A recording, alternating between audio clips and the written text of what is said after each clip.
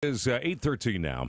This guy, Paul Bissonnette, who played in the NHL, wrote this recently about his what they call a PTO contract, a professional tryout contract with the Blues back in 2014. It was a training camp, and he wrote, "I understood I was there to be cut after a couple of weeks." He and a buddy of his went to play with the Blues. He said, "But after about 24 hours, I wanted the Blues to adopt me." NHL veteran Ryan Whitney was also there on a PTO, and we would sit in the dressing room and look at each other like we just discovered Wonderland. This roster was talented, and more importantly, it was a dressing room full of quality people. It was as alive and close-knit as any I've seen.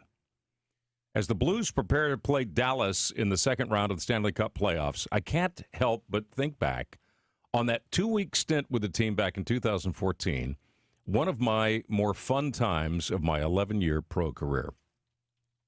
At the time, I couldn't find work after having my best NHL season with the Phoenix Coyotes.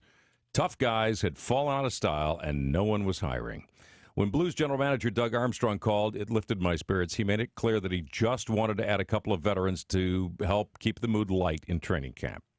Given Ken Hitchcock's reputation as a tough coach, I expected the physical testing to be just short of a torture session. But Hitchcock called me and said there wasn't much to the test because the veteran players didn't see any reason for it. The players were in great shape. For a guy who never played, Hitchcock's hockey IQ is impressive. When we had video sessions, Hitchcock made points that I'd never heard before. He had a way of breaking down the subtle details that made sense to me. He had knowledge that you would expect only someone who had played to be able to comprehend and teach. Well, the Blues treated Whitney and me like we had been on the treated Whitney and me like we'd been on the team for years. Jay Bouwmeester was one of the quietest players I ever met. Alex Steen, the most insane work habits I've ever witnessed. David Backes was unbelievable as a teammate, a very articulate guy. Backes was hard to play against, and he can get under your skin. We didn't love him in Phoenix. Then I got to know him here and discovered he was a gem of a guy. Kevin Shattenkirk, a great guy, too. Steve Ott, one of the most despised men in hockey, but everyone who plays with him loves him.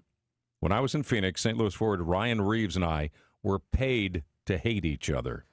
So we did. We fought a couple of times, but with the Blues, Reeves invited us to his home to hang out after practice. Even after a preseason game, 12 to 15 guys from the team would go out and eat together. That's how tight this group is. Their top 9 forwards may have been the best top 9 I've seen assembled in my pro career. Plus, they had an incredibly skilled defenseman in Alex Pietrangelo. I was upset when I left. I hoped it was never going to end. I wanted to be in this family. Even in the end, the Blues were classy. Armstrong said if any team called, he would offer a glowing recommendation. Hitchcock also had kind words. 2 years later, I still feel I owe the entire organization a thank you for giving me a shot last season. Now that the Los Angeles Kings, an organization that gave me a second chance, are out of the playoffs, I'm rooting for the St. Louis Blues to win it all. With the talent and bond they have, it's totally possible. Oh, yes!